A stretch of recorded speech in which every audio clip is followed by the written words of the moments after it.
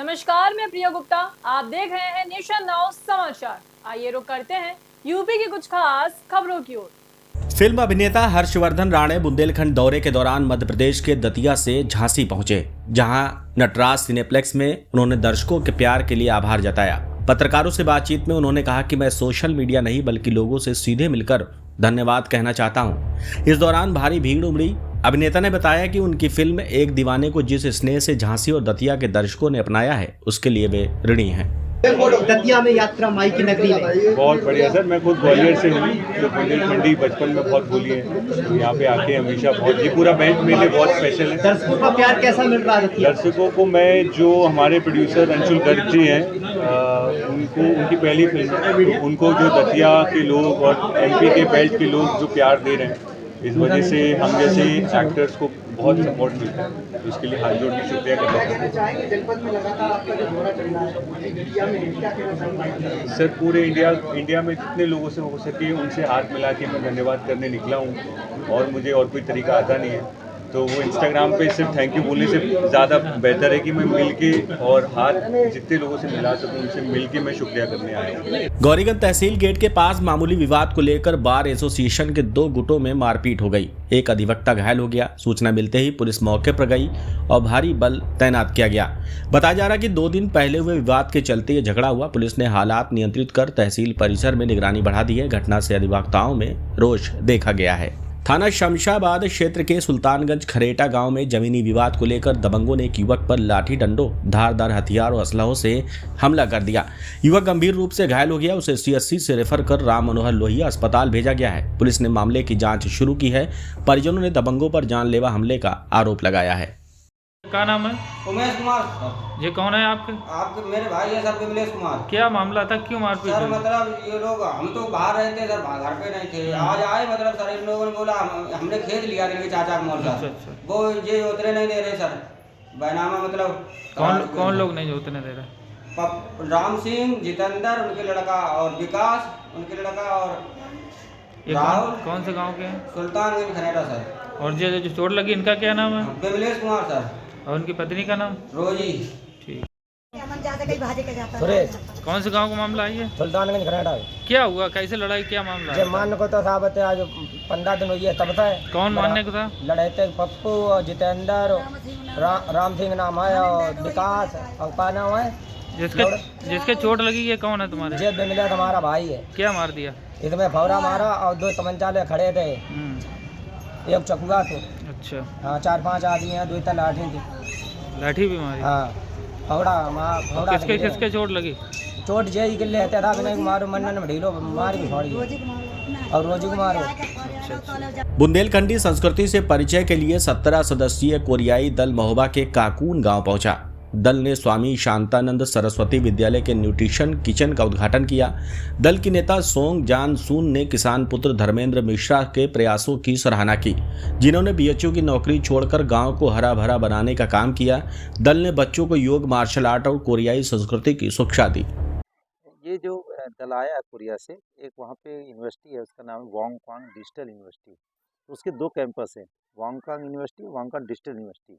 तो जो digital university है उसमें सभी उम्र के लोग पढ़ सकते हैं, जैसे अपना डिजिटल एजुकेशन होता है। ये लोग, जितने भी लोग यहाँ आए हैं, सभी किसी न किसी प्रोफेशन से जुड़े हुए हैं। कोई डॉक्टर है, कोई इंजीनियर है। ये जो प्रोफेसर सून है, ये वाइस चांसलर थी वहाँ की उस यूनिवर्सिटी की। तो इन लोगों के पास क्या होता है कि कोरिया को आप जानते हैं कि छोटी जनसंख्या का देश है, और वहाँ पे हार्ड वर्क करके उन्होंने अपना देश बनाया है। और भारत के साथ बहुत सी तकनीकी उनके आदान प्रदान ज्ञान का हो रहा है। तो इसीलिए ये जो दल है, ये जो तकनीकी ज्ञान जैसे हम इनसे ले रहे थे, ये हमारी जो परंपरा है, सनातन मूल्य व्यवस्था है, उससे सीख करके अपने देश को और तरह से मजबूत बनाने की कोशिश कर रहे हैं। तो ये जो केंद्र है जहाँ पे ये लोग आए हुए हैं, ये काकुन गाँव, इसके मूल में एक मैत्री भावना का भाव है। मैत्री का मतलब है प्रेम, और प्रेम से ही दुनिया चल रही है। हम जो वसुधैव कुटुंबकम की बात कर रहे हैं, हम विश्व बंधुत्व की बात कर रहे हैं, भारत के मूल में है। तो इन्होंने भी ये माना कि अगर हम ज्ञान का आदान प्रदान करेंगे, वो भी प्रयोगात्मक जीवन को जी करके, देख करके, तो वो हमारे समाज को की जड़ों को और मजबूत करेगा। तो ये मूल उद्देश्य है। तो ये यहाँ पे मुख्यतः इस बार 5 दिन रहने के लिए आए हैं। पिछले 2 वर्षों में ये 3 दिन के लिए यहाँ समय लेके आते थे, पर 2 वर्षों में जो इन्होंने यहाँ सीखा और जो यहाँ प्रेम मिला, उस प्रेम को इन्होंने और एक्सपेंड करके और थोड़ा आगे बढ़ाते हुए 5 दिन की अवधि में यहाँ रुकना तय किया। तो इनका आज अंतिम दिन था बच्चों के साथ काम करने का। कल 3 तारीख को ये लोग इस पूरे परिसर की सफाई करेंगे, पेड़ लगाएंगे, वृक्षारोपण करेंगे और यहाँ जो कुछ हो रहा है उसको गहराई से जानने की कोशिश करेंगे। तो ये मुख्य रूप से प्रयास इस केंद्र का यही है कि इस मैत्री भावना का विस्तार हो। आज हमारे भारतीय सनातन मूल्य जो हमारे ऋषि ने दिए हैं, इनको हम और मजबूत करें अपने देश में और दुनिया में। ये इस पूरे उद्देश्य इसके दल के आने का और हम लोगों को इस कार्य को मुसाफिरखाना कोतवाली क्षेत्र के रसूलाबाद जंगल में पुलिस और गो तस्करों के बीच मुठभेड़ हो गई। आत्मरक्षा में पुलिस की फायरिंग में दोनों आरोपियों के पैर में गोली लग गई। पुलिस ने उनसे 2 तमंचे और गोकशी के उपकरण बरामद किए हैं। पकड़े गए आरोपी सरताज और मुस्तफा के खिलाफ कई जिलों में केस दर्ज है। दोनों गो तस्कर छुट्टा जानवरों को मारकर मांस बेचने का काम करते थे। आज थानाध्यक्ष मुसाफिरखाना को जरिए मुखबिर सूचना मिली थी कि रसूलाबाद के जंगल में कुछ अपराधियों के द्वारा गोकशी की जानी है। इस सूचना पर थानाध्यक्ष मुसाफिरखाना अपनी पुलिस टीम के साथ जब अपराधियों की घेराबंदी किए तो अपने को घिरता हुआ देख अपराधियों ने जान मारने की नीयत से पुलिस टीम पर फायर कर दिया। जवाबी फायरिंग में 2 अपराधियों के पैर में गोली लगी। इनको हिरासत में लेकर पूछताछ की गई तो एक ने अपना नाम मुस्तफ़ा जो जिला प्रतापगढ़ का रहने वाला है तथा दूसरे ने अपना नाम सरताज जो जिला लखनऊ का रहने वाला है। इन दोनों ही अपराधियों पर लूट, गैंगस्टर जैसे गंभीर धाराओं के कई मुकदमे दर्ज हैं। इन दोनों को हॉस्पिटलाइज करा दिया गया है। एक अपराधी मौके से फरार है। मौके पर जाइलो गाड़ी, गोकशी के उपकरण तथा 2 तमंचा कारतूस बरामद हुए हैं। संपूर्ण घटना के संबंध में एफआईआर पंजीकृत करते हुए अग्रिम वैधानिक कार्रवाई की जा रही है।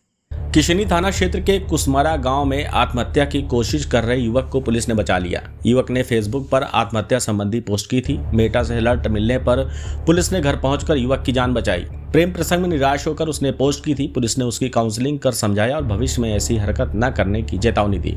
मैनपुरी के किशनी थाना क्षेत्र में एक युवक द्वारा सोशल मीडिया पर आत्महत्या संबंधी पोस्ट डाला गया। इस पोस्ट के पश्चात फेसबुक द्वारा मुख्यालय सोशल मीडिया को अलर्ट किया गया। इस अलर्ट के पश्चात मैनपुरी सोशल मीडिया द्वारा थाना किशनी पुलिस से संपर्क कर संबंधित युवक के घर जाकर संपर्क करने को निर्देशित किया गया। किशनी पुलिस उस युवक के घर पहुंची तो ज्ञात हुआ कि युवक का नाम सत्यम गुप्ता है, उनके पिता का नाम अवधेश गुप्ता है, उम्र 25 वर्ष है। वो युवक प्रेम प्रसंग के किसी कारणों से आत्महत्या करने की तैयारी कर रहा था। इस पर किशनी पुलिस द्वारा समझा बुझाकर लिखित आश्वासन लिया गया और काउंसलिंग की गई। जब संतुष्ट होने के बाद और उसके द्वारा युवक के द्वारा ये आश्वासन दिया गया कि मैं भविष्य में इसकी पुनरावृत्ति नहीं करूँगा। इसकी लिखित सूचना वीडियो भी बनाया गया। अब भविष्य में कोई ऐसी बात की संभावना नहीं प्रतीत हो रही। ढाईघाट मेले का शुभारंभ वित्त मंत्री सुरेश खन्ना ने किया। जिला पंचायत शाहजहांपुर द्वारा आयोजित ये मेला 1 महीने तक चलेगा।